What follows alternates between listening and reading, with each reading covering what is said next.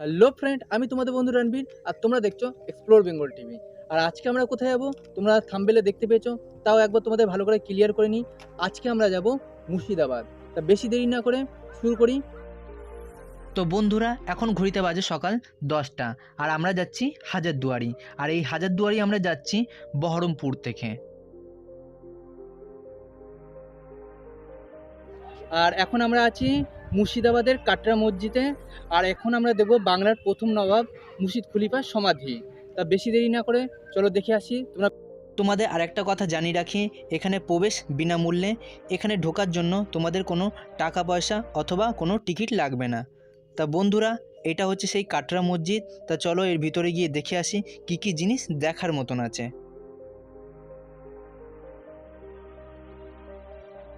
আর তোমরা দেখতেই পাচ্ছ, এই কাটরা মসজিদ প্রাচীনকালে খুব সুন্দর করে তৈরি করা হয়েছে, যার নমুনা তোমাদের সামনেই আছে।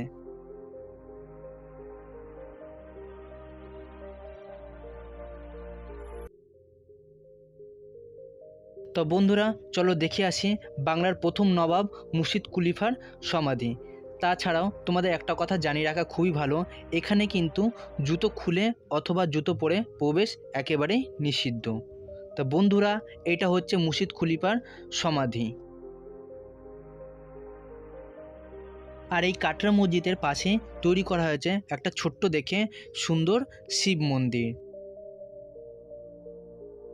হ্যালো ফ্রেন্ড, আমি তোমাদের বন্ধু রণবীর।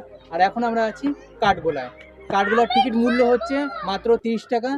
আর ভিতরে কিন্তু ছবি তোলা যাবে না। তা চলো একবার কাঠগোলাটাকেও ঘুরে আসি। তো এবার আমরা কাটরা মসজিদ দেখার পর যাব কাঠগোলা। তো চলো ঘুরে আসি কাঠগোলা থেকে। শেষ পর্যন্ত বন্ধুরা আমরা কাঠগোলায় পৌঁছে গেছি। আর এটা হচ্ছে সেই কাঠগোলার প্রবেশ পথ। কাঠগোলায় প্রবেশ করে সামনে দেখতে পেলাম একটা সেনাপতির মূর্তি। এখান থেকে কিছুটা দূরে গিয়ে সামনেই পড়লো আমাদের টিকিট কাউন্টার। এখান থেকে 30 টাকা করে প্রতিজনের টিকিট কেটে নিলাম। তো বন্ধুরা, এখন শীতের সময়, ডিসেম্বর মাস, স্কুল ছুটি পড়ে গেছে, তাই সমস্ত ছাত্রছাত্রীরা তাদের শিক্ষক শিক্ষিকার সাথে এখানে ঘুরতে এসেছে। তো বন্ধুরা, চলো গিয়ে দেখে আসি সেই সুড়ঙ্গ পথ। আর তোমাদের জানিয়ে রাখি এই সুড়ঙ্গ পথের ব্যাপারে। এই সুড়ঙ্গ পথ তৈরি করা হয়েছিল নবাবের আমলে। নবাব যখন দেখতেন কোনো বিপদ, তখনই এই সুড়ঙ্গ পথ দিয়ে প্রবেশ করে তিনি একেবারে নদীর পাড়ে গিয়ে উঠতেন।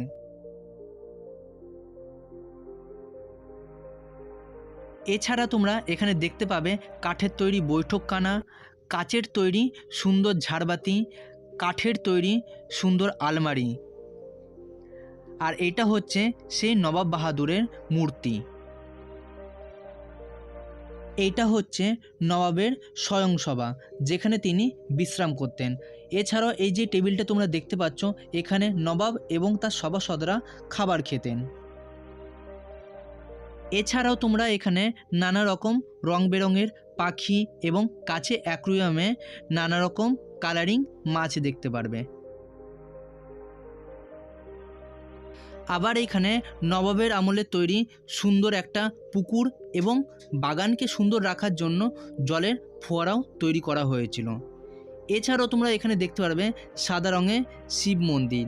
আর শিব মন্দিরের পাশেই সুন্দর করে তৈরি করা এক কৃষ্ণ মন্দিরও তোমরা দেখতে পারবে। এছাড়াও তোমরা মজা করার জন্য এখানে ওয়াটার বোর্ড স্কেটিংও করতে পারো। তো বন্ধুরা, এখন আমরা আছি হাজারদুয়ারিতে। আর এখন তোমাদের দেখাবো হাজারদুয়ারি, এছাড়াও এখানকার গার্ডেন। এছাড়াও তুমি এখানে এসে কি কি জিনিস দেখতে পারো সে সম্বন্ধে তোমাদের কিছু দেখাবো এবং কিছু কথা বলবো। তাহলে বেশি দেরি না করে শুরু করা যাক।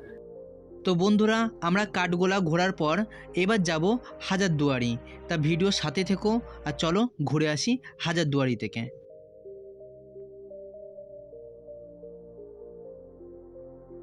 এছাড়াও তোমাদের আর একটা কথাও জানিয়ে রাখি, এই হাজারদুয়ারিতে প্রবেশ মূল্য হচ্ছে প্রতিজনের 25 টাকা করে। এই হাজারদুয়ারি যাবার সময় আমাদের সামনে পড়ল বড় একটা মিনার। আর এই মিনারের পাশ দিয়েই যাব আমরা হাজারদুয়ারি।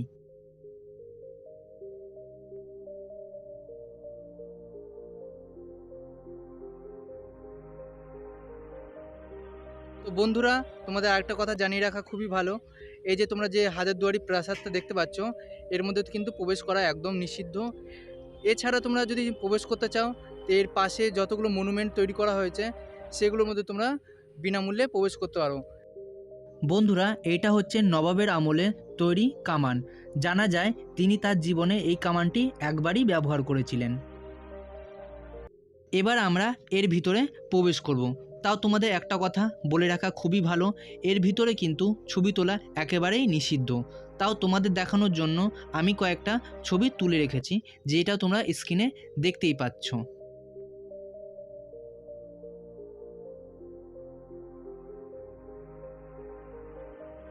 তো বন্ধুরা, ভিডিওটা তোমাদের কেমন লেগেছে সেটা কমেন্ট বক্সে কমেন্ট করো।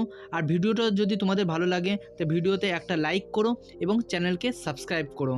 আর এরকমই মজাদার ভিডিও পেতে চ্যানেলের পাশে থেকো। তাহলে দেখা হচ্ছে নেক্সট ভিডিওতে।